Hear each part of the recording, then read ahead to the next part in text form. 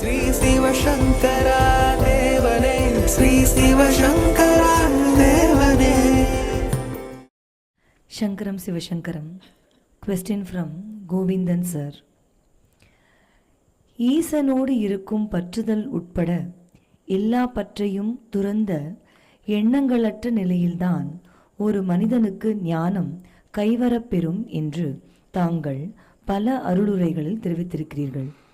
பற்றுதல் ஒரு மனிதனுக்கு பிறப்பில் அவனுடைய பெற்றோர் மற்றும் அவனது முன்ஜென்ம வாசனாக்கள் மூலம் வருகிறது என்றாலும் அவனது திருமண வாழ்க்கை ஏற்படுத்தும் பந்தங்களும் அவை உருவாக்கும் எண்ணிலடங்கா ஆசைகளும் தான் அவனை பற்றுதல் என்ற மாய வளையத்திற்குள் நிரந்தரமாக சிக்க வைத்து விடுகின்றன.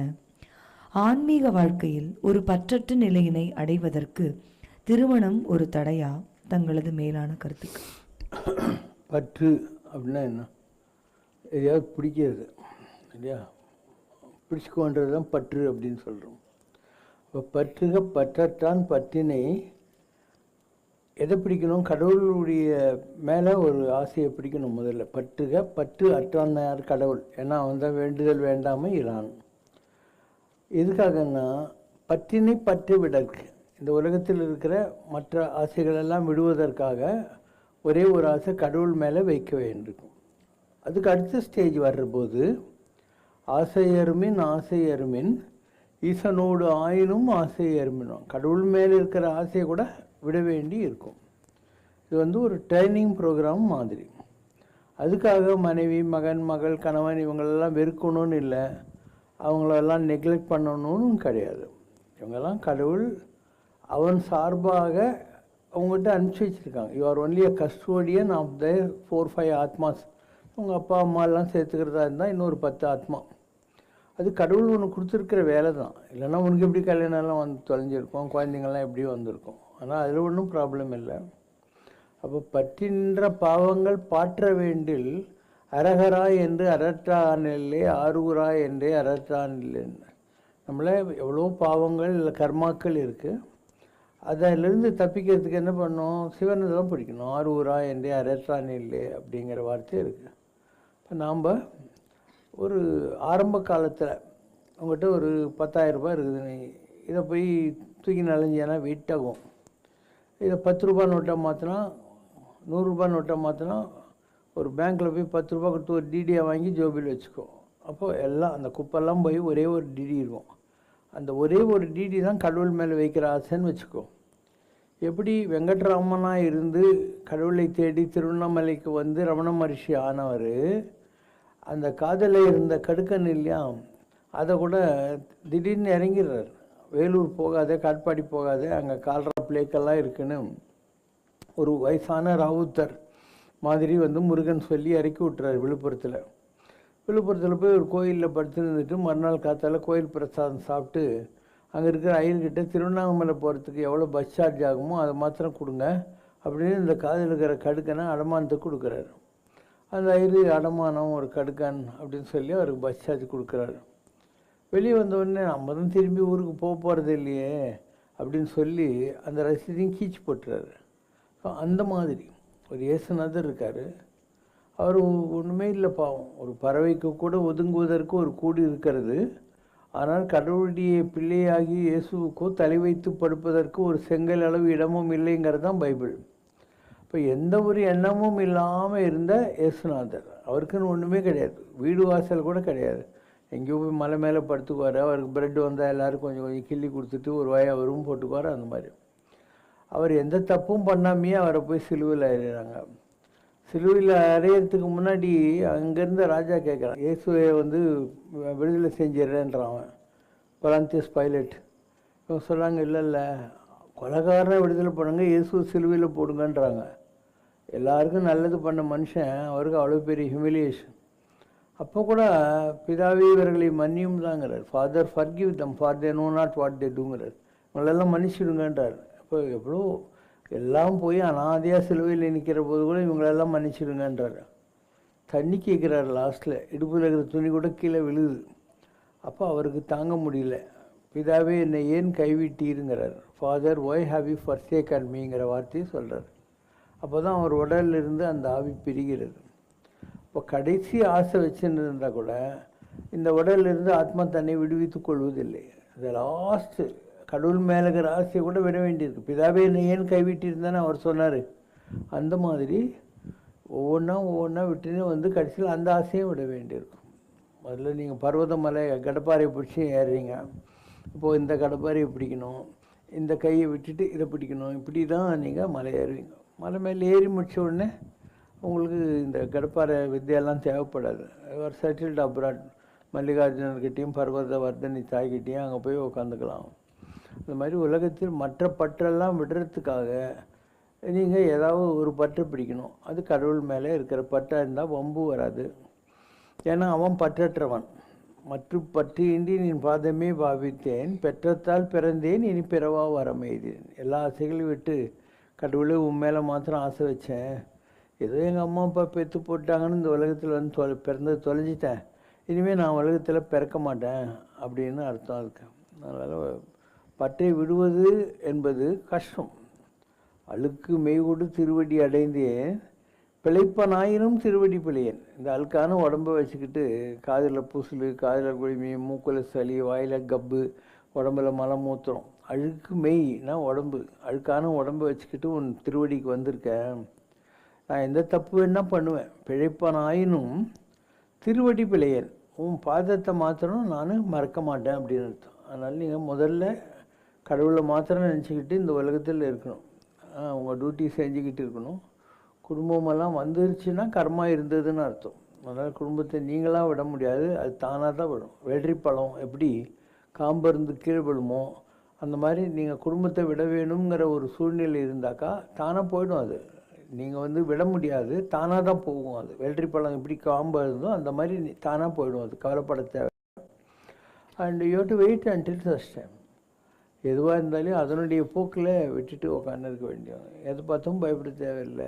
எதுவும் கடவுளை மிஞ்சி நடந்துடாது. ஒரு சிவனானை இல்லாமல் சித்தெரும்பும் கடிக்காது.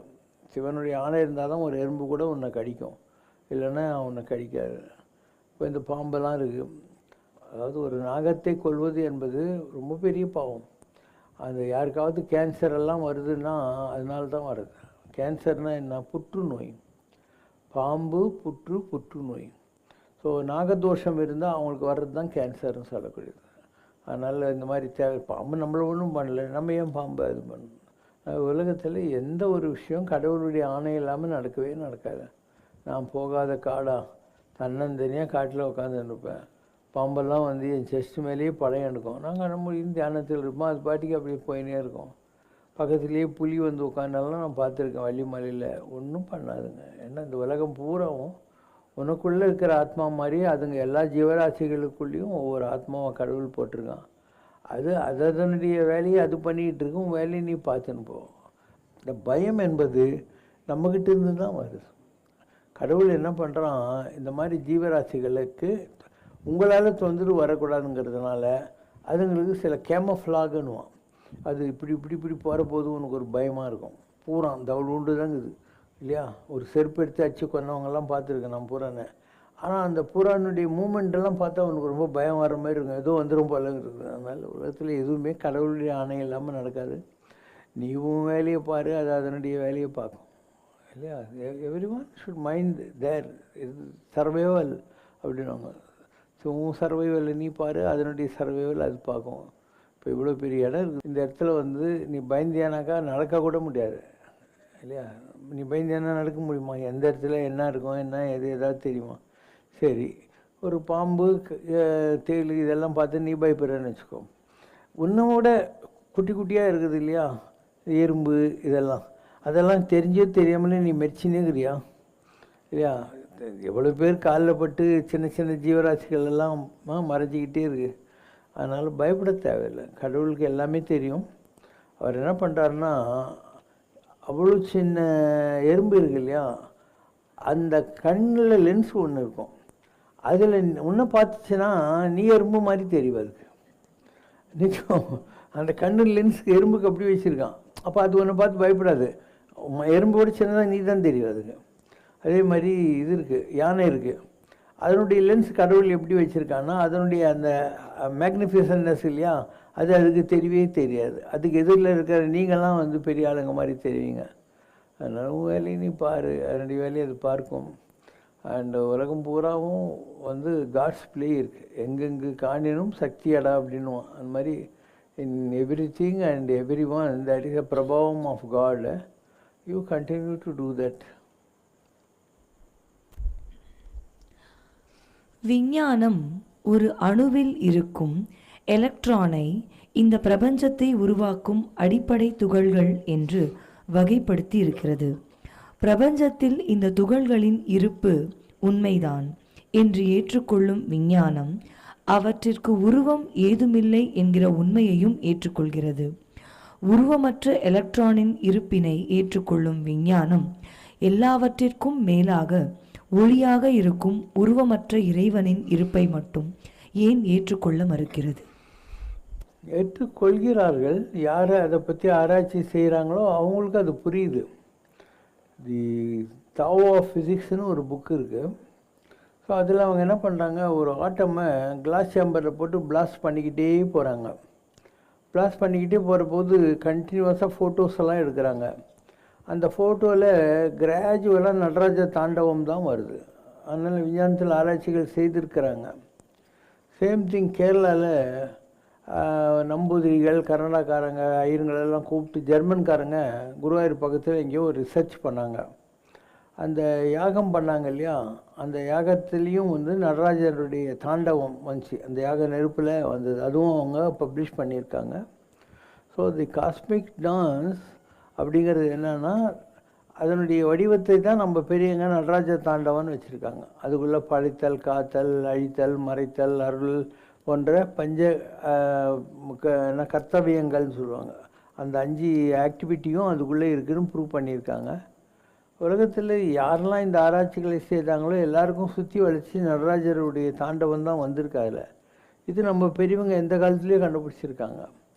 இன்றைக்கி ஏரோப்ளேனில் இல்லை சேட்டிலைட்லாம் பறக்குது இல்லையா, அது திருநள்ளாறு சனீஸ்வரன் கோயில்கிட்ட போகிற போது வேலை செய்கிறது இல்லையா. அப்போ அந்த இடத்துல அந்த கோயிலை ஏன் கட்டுறாங்க, அவங்களுக்கு தெரிஞ்சிருந்துருக்கு. அதே மாதிரி நடராஜர் சிதம்பரம் இருக்குது, அந்த இடத்துல ஏதோ ஒரு மேக்னெட்டிக் பவர் இருக்குது, அது அவங்களுக்கு தெரிஞ்சு சிதம்பரம் கோயிலில் அந்த மாதிரி பண்ணியிருக்காங்க. அண்டு உலகத்தில் பல இடங்களில் இந்த மாதிரியான தெய்வீக விஷயங்கள் இருக்குது. அது மக்களால் இன்னி வரைக்கும் ஆராய்ச்சி பண்ணி இவங்க கண்டுபிடிக்கலை. ஏன்னா இவங்களுக்கு அதெல்லாம் புரியறதில்ல. அப்புறம் கைலாஸ் இருக்குது. நாங்கள் கூட ஒரு 11 தடவை கைலாஸை சுற்றி இருக்கோன்னு பார்த்துருக்கோம். எவ்வளவோ ட்ரை பண்ணுறாங்க. இப்போத்துக்கு டிபெட் வந்து சைனா கிட்ட இருக்குது. அதனால் சைனாக்காரங்க வெளிநாட்டிலேருந்து வர்ற சயின்டிஸ்ட்டுங்களெல்லாம் கூட அலோவ் பண்ணுறாங்க. அவங்கெல்லாம் போகிற போது ஒரு குறிப்பிட்ட ஹைட்டுக்கு மேலே அவங்களால போக முடியல. அங்கே வந்து அவங்களுக்கு ஏதோ ஒரு பயம் வருது. திடீர்னு வெயிட் லாஸ் மாதிரி ஃபீல் பண்ணுறாங்க. பயந்து போய் கீழே இறங்கிடுறாங்க. சரி நம்ம ஏற வேண்டாம் மலையேன்னு சொல்லி ஏரோப்ளேனில் போகிறாங்க. ஏரோப்ளேனில் போயிட்டு ஒரு குறிப்பிட்ட ஹைட்டுக்கு போகிற போதே ஒரு ஏதோ புல் பண்ணுது அவங்கள. அந்த ஏரோப்ளேன் அப்படியே புல் பண்ணுது. ஆனால் இன்றைக்கி வரைக்கும் கைலாசத்தினுடைய ரகசியத்தை யாரும் கண்டுபிடிக்கவே இல்லை. இல்லைனாக்கா இவ்வளோ பெரிய அளவுக்கு விஞ்ஞானம் வளர்ந்துருக்கு. இதை கண்டுபிடிக்கிறது எவ்வளோ நேரம் ஆகிடும் அவங்களுக்கு? முடியாது. சில விஷயங்கள் அப்படி தான் கண்டுபிடிக்க முடியறதில்ல. ஸ்ரீலங்காவில் ஒரு இடம் இருக்குது. அந்த ஒரு மலை மேலே ஒரு இடம் இருக்குது. பழைய காலத்தில் இருந்திருக்காது. அந்த இடத்தையும் போய் ஜனங்கள்லாம் தேடி பார்க்குறாங்க. அவங்களுக்கு ஒன்றும் கிடைக்க மாட்டேங்குது. அவங்களுக்கு கிடைச்சது மேக்சிமம் நம்முடைய கதிர்காமம் அந்த மாதிரி தான். கதிர்காமம் போகிற வழியில் ஒரு பெரிய மலை இருக்குது. அந்த மலை மேலே ஏறி பார்க்கறது. அதனால் பல ரகசியங்கள் உலகத்தில் ஜனங்களுக்கு புரியாமையே இருக்குது. அங்கே என்ன இருக்குது இதெல்லாம் யாருக்கும் தெரியறதில்ல. அண்ட் விஞ்ஞானம் இவ்வளோ வளர்ந்துருக்கு. ஏதோ ஒரு கடல் நடுவில் ஒரு குறிப்பிட்ட இடம் இருக்குது. அங்கே யார் போனாலே அவங்களெல்லாம் கடல் உள்ளே இழுத்துக்குது அப்படின்னு சொல்கிறாங்க இல்லையா. பெர்முடா ட்ரையாங்கல்னு வாங்க அந்த இடத்த. கடல் அப்படியே இழுத்துக்குது. இவ்வளோ பெரிய விஞ்ஞானிகள் இன்றைக்கி வரைக்கும் பெர்முடா ட்ரையாங்கல் என்ன நடக்குதுன்னு கண்டுபிடிச்சாங்களா? கண்டுபிடிக்கல இல்லையா. அதனால் நமக்கு அப்பாற்பட்ட ஏதோ ஒரு வாசித்து காணோனாததுங்கிற ஒரு பெரிய அறிவு இருக்குது உலகத்தில். கடலுக்கு அடியில் பூமிக்கு மேலே இருக்கிற அளவுக்கு பெரிய பெரிய ஊருங்கள்லாம் இருக்குதான். இந்த பூமி மேலே என்னெல்லாம் இருக்கோ அதெல்லாம் கடல்லையும் இருக்கான். பூமி மேலே குதிரை இருந்தால் அங்கேயும் குதிரை இருக்குது. இங்கே என்னெல்லாம் ஜீவராசிகள் இருக்கோ அதெல்லாம் அதுக்குள்ளேயும் இருக்குது, கடலுக்குள்ளேயும் இருக்குது அப்படின்னு கண்டுபிடிச்சிக்கிட்டே இருக்காங்க இப்போல்லாம். அண்டு யார் போகிறாங்க இவங்க என்ன மிஞ்சி போனால் மாஸ்க் மாட்டிக்கின்னு டைவிங் பண்ணி ஆக்சிஜன் சிலிண்டர் கட்டின்னு போவாங்க. ஒரு குறிப்பிட்ட ரகசியம் உங்களுக்கு தெரிய ஏதோ ஒரு அனர்த்தம் நடந்துடும். இந்த சிலிண்டர் வேலை செய்யாது, இல்லை ஆக்சிஜன் தீர்ந்துடும், இல்லை கீழே போகிற போது யாவது திமிங்கலம் இவங்களை முழுங்கிடும், இவனையும் சிலிண்டரையும் சேர்த்து முழுங்கிடும் இல்லையா? அதனால் பல விஷயங்கள் அன்லெஸ் காட் வாண்ட்ஸ் யாருக்கும் தெரியாது. இப்போ நாங்கள்லாம் காட்டுக்கெல்லாம் போகிறோம். காட்டில் சில இடங்களில் சொல்லுவாங்க, இங்கே தண்ணி கடியில் ஒரு குகை இருக்குது, அந்த குகைக்குள்ளே யாரோ ஒரு மகான் உட்காந்து தவம் பண்ணிகிட்ருக்காருன்னு. அப்போ நாம் அதில் நீச்சல் அடிக்க தெரியணும், தம் கட்ட தெரியணும், அந்த குகையில் உட்காந்துக்கிறவரை போய் பார்க்கணும். பெங்களூர் ஏர்போர்ட்லேருந்து ஒரு 20 மினிட்ஸில் நலி தீர்த்தான்னு ஒரு இடங்குது. நீ அங்கே போனேன்னாக்கா ஒரு கிணத்துல குளிச்சுட்டு சுத்தமாக ஈர துணியோட ஒரு இந்த அளவுக்கு பெரிய குளம் மாதிரி இருக்கும், அதில் அப்படி கழுத்தளவுக்கு நடந்து போனேன். நடந்து போனால் அங்கே ஒரு சிவலிங்கம் இருக்கும், இந்த தண்ணி எடுத்து அது மேலே கொட்டிட்டு நீ பட்டிக்கு வந்துடணும். ஆனால் அதில் நிஜம், அந்த சிவலிங்கத்துக்கு பின்னாடி ஒரு பாம்பு மாத்திரம் நுழைஞ்சி போகிற மாதிரி ஏதோ ஒரு வழி இருக்குது. ஸோ யாரோ ஒரு பெரிய மகான் சித்தர் இல்லை ஒரு இந்த டிவைன் பெர்சானிஃபிகேஷன் அந்த ஓட்ட வழியாக உள்ளே போய் தவத்தில் உட்காந்துருக்கு. நீங்கள் உள்ளே போக முடியாது இல்லையா? உங்களுக்கும் பாம்பாக மாறக்கூடிய பவர் இருந்தால் தான் நீங்கள் உள்ளே போக முடியும், இல்லைன்னா நீங்கள் எப்படி உள்ளே போயிடுவீங்க. ஆனால் அந்த எனர்ஜி உங்களுக்கு யூஸ் ஆகும். அதே மாதிரி மலேசியாவில் பத்து கேவ்ஸ்னுவாங்க. பத்து கேவ்ஸ் நீ ஏறி போய் பார்த்தேனாக்கா ஒரு முருகர் வள்ளி தேவியான சிலை வச்சுருப்பாங்க. ஆனால் அது இல்லை, அந்த சிலை வச்சிருக்கிற இடத்துக்கு பின்னால் ஒரு குகை இருக்குது. அந்த குகையில் யாரோ ஒருத்தர் அந்த காலத்துலேருந்து தவம் செஞ்சுன்னு உட்காந்துருக்காரு. இது மாதிரி பல விஷயங்கள் இன்றைக்கி வரைக்கும் யாரும் ஆராய்ச்சி பண்ணதில்லை, கண்டுபிடிச்சதில்லை. ஏன்னா ஆஸ் அ ஹியூமன் நம்மளால் போக முடியறதில்லை.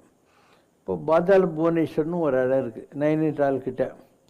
அது கஷ்டப்பட்டு ஒரு தவழ்ந்து தான் கோகுக்குள்ளே இறங்கினா இவ்வளோ பெரிய இடம் இருக்கும். அதெல்லாம் ஜடைகளெல்லாம் வச்சு பஞ்சபாண்டவர்கள் அது மாதிரி இந்த மாதிரிலாம் இந்த இதெல்லாம் இருக்கும், வாட்டர் மார்க்ஸ் இதெல்லாம் தெரியும். அந்த மாதிரி ஒரு குறிப்பிட்ட இடத்துக்கு மேலே ஒரு நாள் போக முடியாது.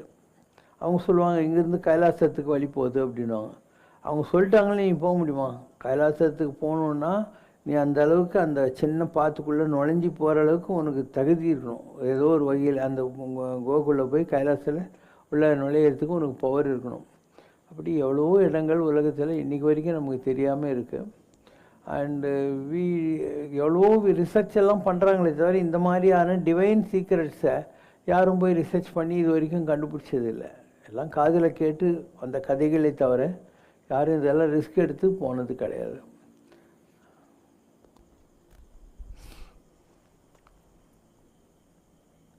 மதுரையில் வந்திக்கிழவி தந்த பிட்டை சுந்தரேசர் உண்டபோது அந்த உணவு இந்த உலகத்தில் வேறு எந்த ஜீவராசிக்கும் சென்று சேரவில்லை.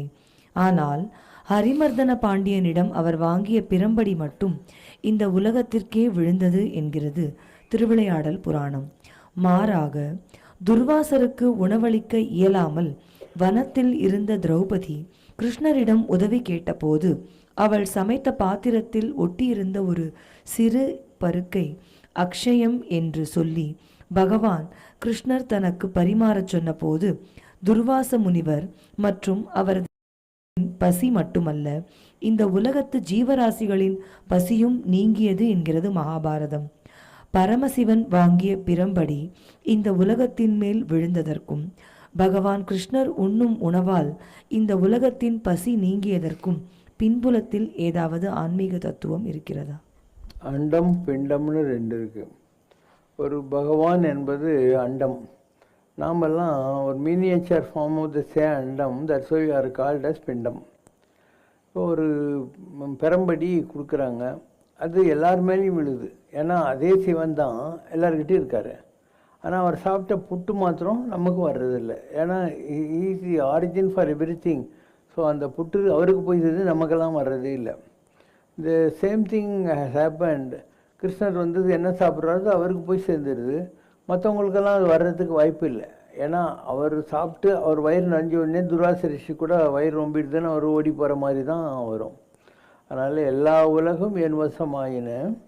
ஏன்னா எல்லாம் கடந்த எண்ணம்பலத்தீசர் எல்லாம் கடந்தார் என்னுள் இருந்தார்னுவார் வள்ளலார். இந்த உலகத்தில் எல்லாத்தையும் கடந்த சிவன் பெருமான் எல்லாத்துக்குள்ளேயும் இருக்காரு, எல்லார்கிட்டையும் இருக்காருங்கிறார். அப்போ எல்லாரும் எல்லாமும்ங்கிறது அவருக்கு போய் சேர்ந்துடும், மற்றவங்களுக்கு வந்து சேர்றதுக்கான வாய்ப்புகள் இல்லை. இது மாதிரி நிறைய இன்சிடென்ட்ஸ் இருக்குது. இப்போது யசோதை இருக்கா, அவள் படவா ராஸ்கல் வெண்ணெய் சாப்பிட்டியா அப்படின்னு சொல்லி கிருஷ்ணரை ஒரு பருத்த மத்து வச்சு பட்டுன்னு ஒரு அடி அடிச்சிடலாம். அந்த மத்தை எடுத்து அடித்த இடத்துல ஒரு சின்ன புண்ணு வந்துச்சான். அந்த புண்ணு மேலே ஒரு ஈ வந்து உட்காந்துச்சான். பணுவாய் இடைச்சி பருமத்தினால் அடித்த புண்வாயில் ஈ மொய்த்த போது அழகிய மொழிகளை பேசுகிற இடைச்சியான யசோதை என்பவள் பருத்த மத்தினால் அடித்த புண்ணு மேலே ஈ மொய்த்த போது வாரணங்கள் 8 அஷ்டதிக் பாலகர்களும் மகமேருவும் மேருமலை வாரணங்கள் 8 மகமேருவும் கடல்கள் தாரணியும் எல்லாம் சலித்தனவால் உலகம் பூரா அப்படியே குலுங்குச்சான் அந்த புண்ணு மேலே ஈ வந்து உட்கார்ந்த போது. அப்போ வாரணங்கள் 8 மகமேருவும் கடலும் தாரணியும் எல்லாம் சலித்தனவால் நாரணனை பண்வாய் அடித்து வருமத்தினால் அடித்த புண்வாயில் இமைத்த போது அப்படின்னு. ஏன்னா அவர் தான் எல்லாமே. அதனால் அவருக்கு வர்ற வலி இந்த உலகத்துக்கு பூராவும் வரும். இந்த உலகத்தில் இருக்கிறவங்களுக்கு வர்ற வலி வந்து அவரை பாதிக்காது. ஏன்னா அவர் தான் எல்லாமே. அவர் அண்டம், நாம் அதனுடைய மினியேச்சர் ஃபார்ம். உலகத்தில் கடவுள் ஒரு சூர சரீரத்துக்குள் வருகிற போது that becomes very divine. We are all set and done human only. So we have our own limitations. Even any Mahatma like Paramacharya anyone who comes to this world has their left out karmas. எல்லாருக்கும் left out கர்மா. திருடி பாபா இருந்தார். அவருக்கு ஒரு பையனை ரொம்ப பிடிக்கும். அவனை adapt Sun மாதிரி வச்சுருந்தார். ஸோ அவன் சாக வேண்டிய நேரம் வர்றபோது இவர் அவனை காப்பாற்றுறாரு. எனக்கும் அவனுக்கும் ரொம்ப வருஷம் ஒரு பந்தம் இருக்குது, அது சீக்ரெட் அப்படின்னு ஒரு திருடி பாபா. அப்போது இவன் மகான்களுக்கு கூட இந்த மாதிரி அதை விட்டு குறை தொட்ட குறை கர்மாலாம் இருக்குங்கிறதுக்கு எவ்வளோ மகான்களுடைய வாழ்க்கை வரலாற்றில் நம்ம பார்க்க முடியும், இன்சிடென்ட்ஸ் எல்லாம் பார்க்க முடியும். Question from கல்யாணகிருஷ்ணன் Ravishankar. ஆதிசங்கரர் அருளிய நிர்வாண ஷட்கம் என்பது 6 ஸ்லோகங்களின் தொகுப்பாகும். துறவரம் பூண்டு குருவை தேடிய போது தன்னை யார் என்று கோவிந்த பகவத்பாதர் கேட்டதற்கு பதிலளிக்கும் விதமாக ஆதிசங்கரர் இந்த பாடலை பாடினார். இதில் பந்தங்களும் மத நம்பிக்கைகளும் தற்காலிகமானவை என்றும் தான் இவற்றிற்கெல்லாம் அப்பாற்பட்டவன் என்றும், அதாவது எல்லாவற்றுக்கும் மூலமான ஆனந்தமான சிவனே தான் என்றும் அவர் பாடியுள்ளார். இதை பற்றி தங்களது கருத்து? அவர் மாத்திரம் இல்லை, நாம் எல்லாருமே அப்படி தான். எறும்பும் முதலாகிய ஜீவராசிகளும் அதுதான். அதனால் நான் வேறு எனாதிருக்கும் நீ வேறு எனாதிருக்கும் பவதீதம் அருள்வாயேன்னா அதுதான் அர்த்தம். கடவுள் வேறு இல்லை, நாம் வேறு இல்லைங்கிற ஒரு அறிவை எனக்கு கொடுன்னு அர்த்தம். இந்த மாதிரி பாடல்கள் இவங்க பாடுறாங்க இல்லையா, ஆதிசங்கரர், மாத்வர், ராமானுஜர், இவங்கெல்லாம் அவங்க சொல்கிறது அதுதான். சிவோகம்னு ஒரு பாட்டு அது. அவங்க சொல்கிறாங்க, என்ன இருக்குது, எல்லாம் கலந்து என்னம்பல தீச நென்னுள் இருந்தார் உன்னுள் இருந்தார் அப்படின்னு அர்த்தம் அதுக்கு. ஸோ ஒரு அல்டிமேட் அத்வைத்த பரத்மான நாலேஜ் உங்களுக்கு கிடைக்கிற போது உங்களுக்கு நாம் வேறு இல்லை கடவுள் வேறு இல்லைங்கிறது தெரிஞ்சிடும். அப்போ உண்ணும் உணவு பருகு நீர் தின்னும் வெற்றிலை. நம்ம சாப்பிட்ற சாப்பாடு கடவுளுக்கு, நம்ம குடிக்கிற தண்ணி கடவுளுக்கு, போடுற பீடா கடவுளுக்கு, நான் நடந்தால் அதுக்கு பேர் பிரதிஷ்டம். இப்படி ஒவ்வொன்றா நம்முடைய மைண்டில் இருந்து we are trying to expand our existence. நான் வந்து சாதாரணமான ஒரு மனிதன் அல்ல, அதையும் தாண்டிய ஒரு மகத்தான சிருஷ்டியினுடைய வடிவம் அப்படின்னு நாம் புரிஞ்சுக்கிறோம். இது அத்வைதத்தில் ஒரு நிலை. ஆரம்பத்தில் அலை வேறு கடல் வேறன்னு தெரியும். ஆனால் நிஜமாக அலையும் கடலும் வேறு வேறையா? எல்லாம் ஒன்றே தானே. இந்த அலை அந்த அலை ரெண்டு டம்ளரில் பிடிச்சி பார்த்தா அதே காரம் மனம் நிறம் குணமெல்லாம் இருக்கும். ஸோ எந்த அலை ஒன்று அங்கேருந்து அடிக்கிறதுக்காக தப்புன்னு வருதோ அந்த அலை உன் கால்கிட்ட வர்றதே இல்லை. அது க்ரஸ்ட்டுன்னுவாங்க. அதுக்கு முன்னால் இருக்கிற அலையை புஷ் பண்ணி உன் காலுக்கு வந்து சேர்ற போது அந்த அலை உங்கள்கிட்ட வரவே இல்லை. அப்போ நாம்ளும் அலைகள் அலைஞ்சின்னு இருக்கோம் உலகத்தில். நாம் எல்லாரும் சேர்ந்தது எதுவோ அதுதான் கடல் அப்படின்னா. இப்போ நம்மெல்லாம் ஜீவாத்மாக்கள் என்ற அலைகள். எல்லா ஜீவாத்மாக்களும் சேர்ந்த ஒரு பரமாத்மா சாகரம் இருக்கு இல்லையா, அதுதான் கடல்னு சொல்லக்கூடியது அப்படின்றது அத்வைத்தம். இதே தான் வேறு மாதிரி மாத்வர் சொல்கிறாரு.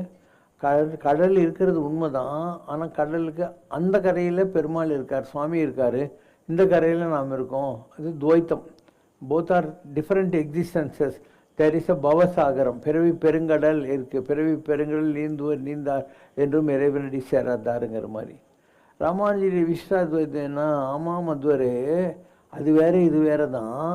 ஆனால் ஒரு குரு இல்லை ஆச்சாரியன்னு சொல்லக்கூடிய ஒரு ஷிப்பு இல்லை ஒரு போட் இருந்தாக்கா, நம்ம வள்ளலார் சொல்கிற மாதிரி இக்கரை கடந்தீரில் அக்கறையே இனிப்பது நடராஜன் சர்க்கரையே, இந்த கரையிலேருந்து அந்த கரைக்கு போயிட்டு கடவுள் அங்கே இருப்பார், அவர்கிட்ட நம்ம நித்திய ஸ்துதிகளாக உட்காந்துருக்கலாம் அப்படின்னு அதுக்கு அர்த்தம். மூணும் தே டாக் அபவுட் பரமாத்மா அண்ட் ஜீவாத்மா. இது ரெண்டும் ஒன்றே தான் சொல்கிறது அத்வைத்தம். ரெண்டும் வேறு வேறு, நடுவில் பிறவி கடல் இருக்குது அப்படிங்கிறது மாதவருடைய துவைத்தம். ஆமாம், கடல் உண்மை தான், அதையும் தாண்டி கடவுள்கிட்ட நம்ம போய் இருக்க முடியும் அப்படின்றது சொல்கிறது இவருடைய ராமானுஜருடைய விசிஷ்டாத்வைதம். உனக்கு எது பிடிக்குதோ அதை வச்சுக்கோ. நம்ம இந்த உலகத்தில் இருக்கிற வரைக்கும் நமக்கும் கடவுளுக்கும் ஒரு கேப் இருக்குது. அவங்க பேசுகிற 3 விஷயங்களுமே இந்த இந்த உடம்பை விட்ட பின்னால் வரக்கூடிய நிலையை பற்றி தானே பேசுகிறாங்க. They are not talking about now, வாழ்கிற காலத்தை பற்றி அவங்க பேசலை. இந்த உடம்பை விட்ட பின்னால் வரக்கூடிய நிலையை பற்றி பேசுகிறார்கள். அதை பற்றி நமக்கு என்ன இருக்குது, நடந்தால் நடக்குது, நடக்கலன்னா பரவாயில்ல, இல்லை இப்படி இருந்தால் என்ன அப்படி இருந்தால் என்ன. இந்த தத்துவ குப்பைகளால் ஆவது ஒன்றும் இல்லை. நகி நகி ரட்சத்தி டுக்குருன்னு கருணே. இந்த கிராமர்லாம் எதுக்கும் உதவ போகிறதில்ல. இந்த உலகத்தில் மனுஷனாக பூமியில் ஃப்ளஷ் அண்ட் பிளட்டாக இருக்கிற வரைக்கும் நமக்கு கர்மாக்கள் உண்டு, சுகம் உண்டு, துக்கம் உண்டு, பந்தங்கள் உண்டு, பாசங்கள் உண்டு, ஏழை பணக்காரன், வியாதி இல்லாதவன் எல்லாம் இருந்து தொலையும். அதெல்லாம் எதுக்கு? இந்த உடம்புக்கு. உடம்புக்குள்ள இருக்கிற ஜோதிக்கு எதுவுமே கிடையாது. அதுக்கு எது ஜுரம், அதுக்கு எது அப்பா, அதுக்கு எது அம்மா, எதுவுமே கிடையாது. ஜோதின்னு பார்த்தா நானும் நீயும் ஒன்றே தான். உடம்பும் பார்த்தா நீ வேறு நான் வேறு தான். அதனால் அருணகிரிலாம் நான் வேறு எனாது இருக்கும், நீ வேறு எனாது இருக்கும் அப்படிங்கிறாரு.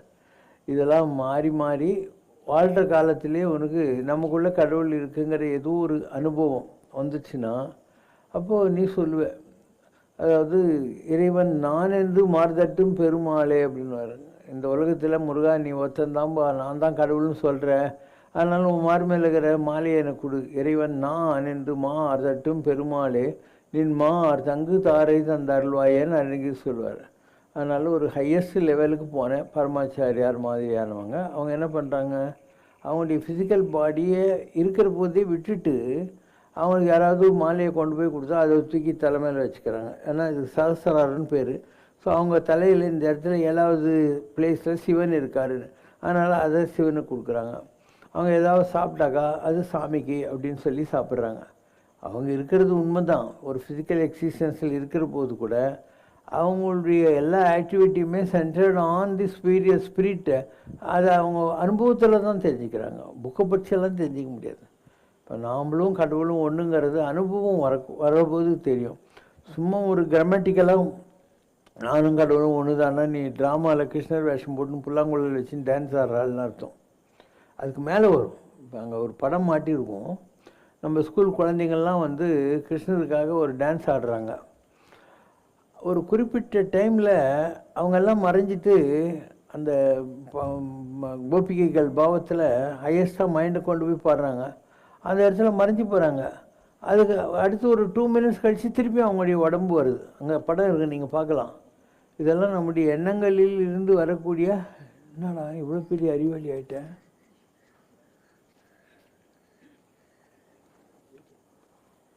பாருங்க பையன் அறிவாளி ஆகிட்டான். டான்ஸ் ஆடுற பசங்க தான். அந்த பாவம் மைண்டில் கிருஷ்ணர்கிட்ட போன உடனே அவங்களெல்லாம் மறைஞ்சிட்டாங்க. அந்த இடத்துல வெறும் ஒளி வடிவங்கள் தான் இருக்குது. அவங்க திருப்பியும் பழைய நிலைக்கு வராங்க. ஓகேவா? தேங்க்யூ. ஸோ ஆன்மீகத்தில் ஒரு படிநிலைகளில் நாமெல்லாம் இருந்துக்கிட்டு இருக்கோம்.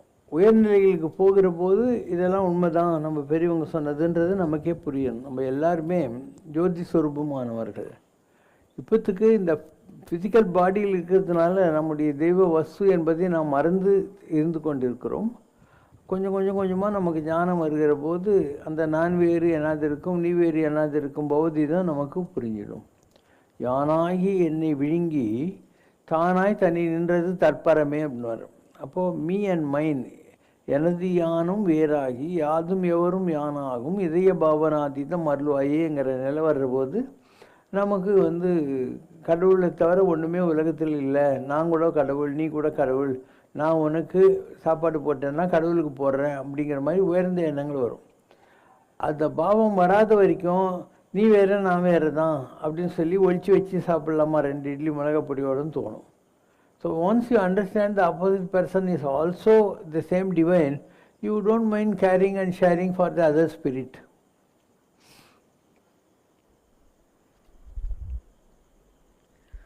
வெட்டவெளி தெய்வ பிரதிஷ்டை என்பது பொதுவாக திறந்த வெளிகளில் எந்தவிதமான கட்டிடங்களுக்குள்ளும் இல்லாமல் நேரடியாக தெய்வ சிலைகளை பிரதிஷ்டை செய்வதை குறிக்கும்.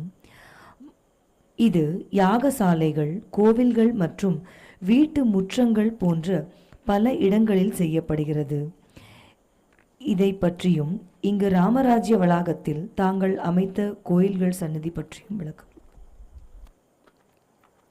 சனி சிக்னாப்பூர்னு ஒன்று இருக்குது, ஷிரடி பக்கத்தில், ஒரு 1 hour ஜேர்னி டுவர்ட்ஸ் ஷிரடி. அங்கே மண்டபமெல்லாம் சூப்பராக கட்டி வச்சுருப்பாங்க. ஆனால் அந்த சனி பகவான் இல்லையா, அது ஒரு கல்லில் இருக்கும், அதை ஒரு இடத்துல பிரதிஷ்டை பண்ணியிருப்பாங்க.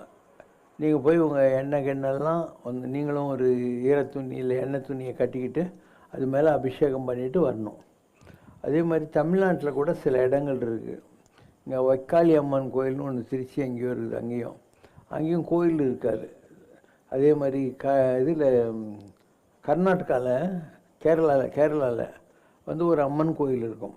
அந்த பகவதி கோயில் கூட வந்து கூரெல்லாம் இருக்காது, வெளியே பில்டிங்கெல்லாம் இருக்கும், ஆனால் உள்ளுக்குள்ளே மூலஸ்தானத்தில் இருக்காது. அதனால் சில தெய்வ வடிவங்கள் they don't want be jailed or fettered into this type of buildings. இங்கே சிட்டி பாபா இருக்கார், அத்திவரதர் இருக்கார், இதெல்லாம் கட்டணும். அங்கே நாம் வச்சுருக்கோம் இல்லையா, அதெல்லாம் பாரு வெட்ட வெளியில் தானே வச்சுருக்கோம். இங்கே நரசிம்மர், ஆஞ்சநேயர், சஹஸ்ரலிங்கம், சிவன், இந்த பக்கம் நந்தி, எல்லாமே நம்ம வெட்ட வெளியில் வச்சுருக்கோம். அதுக்கெல்லாம் கோயில் கட்டலை, ஒரு மரியாதைக்காக நம்ம ஒரு கொடை வச்சுருப்போம் எல்லாத்துக்கும் இல்லையா. It's a question of your own concept. இப்போ நம்ம ஆஞ்சநேயர் இருக்கார் லோஞ்சுக்கு எதிரில் இருக்கிற இடத்துல, அது வெட்ட வெளியில் தானே இருக்குது, அதுக்கு நம்ம ஒன்றும் கோயில் கட்டல் இல்லை. அதனால் இங்கே 2 விதமான வழிபாடுகளையும் நம்ம பண்ணியிருக்கோம். நிஜமாக பார்த்தா இந்த கல், காகிதம் இதெல்லாமே நாம் கடவுளை புரிந்து கொள்வதற்காக வந்த ஒரு மெனு, அவ்வளோதான். கடவுள்ன்றது என்னன்னு தெரிஞ்சுக்கிறதுக்காக ஒரு ஹையர் லெவல் ஆஃப் பக்திக்கு போகிறவனுக்கு இது எதுவுமே தேவையில்லை. எல்லாம் மறையனை மறந்தனா பிளாங்க், அதில் உருவமே இல்லைன்னு அர்த்தம். அப்போ உருவாய் அருவாய் அப்படின்னா உருவமாகவும் இருப்பார் கடவுள், உருவம் இல்லாத அருவமாகவும் இருப்பார். உளதாய் இளதாய், நான் இருக்காரு இல்லையா இல்லை. அப்போ அவங்கவுங்க மைண்டில் ஒரு கன்செப்ட் இருக்கும். கடவுள் இறையவர், குறைவினர் இறையவர். எந்த கடவுளை கும்பிட்டாலையும் அதில் எந்த குறையும் இல்லை. அவரவர் இறையவர், குறைவினர் இறையவர். அவரவர் தத்தமது அறிவகை சென்று அடைய நின்றனரே, அவரவர் விதி வழி அடைய நின்றனரே. ஒவ்வொருத்தருக்கும் ஒரு அறிவு இருக்குது, அந்த அறிவில் என்ன புரியுதோ அந்த வகையில் அவன் கடவுளை புரிஞ்சுக்குவான்.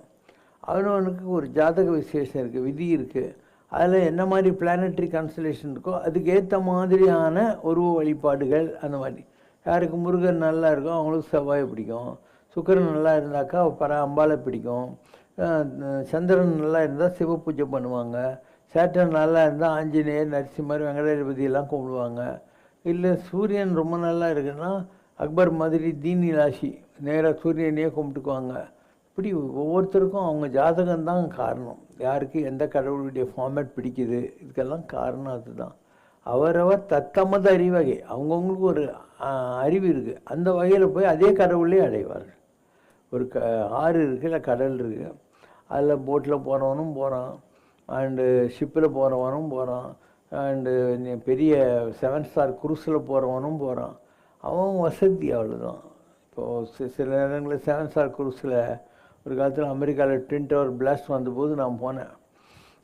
அங்கே வந்து $100 4 நாளைக்கு கூட்டின்னு போனாங்க. ஜமைக்கா, கரிபியன் ஐலாண்டு எல்லாம் $100. என்ன மாதிரி வசதி, ஒரு தனி பெட்டு, அட்டாச்சு பாத்து, எப்போ வேணால் போய் டைனிங் ஹாலில் என்ன வேணால் சாப்பிட்டுக்கலாம், அந்த மாதிரி வசதிகள். அந்த ஊருக்கு போன உடனே அவங்களே கீழே இறக்கி அந்த ஊரை சுற்றி காட்டுவாங்க. அதுக்கு அடுத்து திருப்பியும் கப்பலை கொண்டு அந்த மாதிரி ஒரு 4 நாள் 5 நாளைக்கு $100 $100 அந்த காலத்தில் 5000 ரூபாய் தான். இப்போ தான் டாலர் விலைலாம் ஏறி இருக்கு. ஏன்னா யாரும் ஏறலைன்னா கப்பலை ஓட்டாமல் இருக்க முடியாது, துருப்பிடிச்சு விடும். அதனால் ஓட்டிகிட்டே இருந்தானுங்க, ஏதாவது ஒரு வகையில் ஓட்டணுங்கிறதுக்காக. ஸோ எல்லா வசதிகளும் இருக்கிற கப்பல்களும் இருக்குது. எந்த வசதியும் இல்லாமல் நம்ம கோவளத்துக்காரங்கெல்லாம் போகிற மாதிரி இருக்கிற சின்ன போட்டும் இருக்குது, ஸ்டீம் போட்டும் இருக்குது. ஸோ உன் வசதி உன்னுடைய லக்குக்கு ஏற்ற மாதிரி ஏதோ ஒன்று. ஆனால் கடக்க வேண்டியது அதே தண்ணி தானே. இங்கேருந்து அங்கே போகணும், அவள் தான். எதில் போனால் என்ன, வசதியாக போகிறது இருக்குது, வசதி இல்லாமல் போகிறது இருக்குது. Luck are your planets. பாடுறீங்களா? ஒரு வல்ல இறையல்லவோ எம் குல தெய்வம் மாலல்லவோ, தருவல்லவனமல்லவோ, வரம் தரவல்ல பரனல்லவோ, மகனல்ல மகானல்லவோ, சிறுமணலல்ல மலையல்லவோ, புனலல்ல கடலல்லவோ, வான் புகழ் கொண்ட சிவசங்கர் பாபாவே நீர் எங்கள் குருவல்ல இறையல்லவோ, எம் குல தெய்வம் மாலல்லவோ, நீர் குருவல்ல இறையல்லவோ. ஓ ஓ குறை ஒன்றுமில்லை மறைமூர்த்தி கண்ணா, குறை ஒன்றும் இல்லை கண்ணா, குறை ஒன்றுமில்லை கோவிந்தா.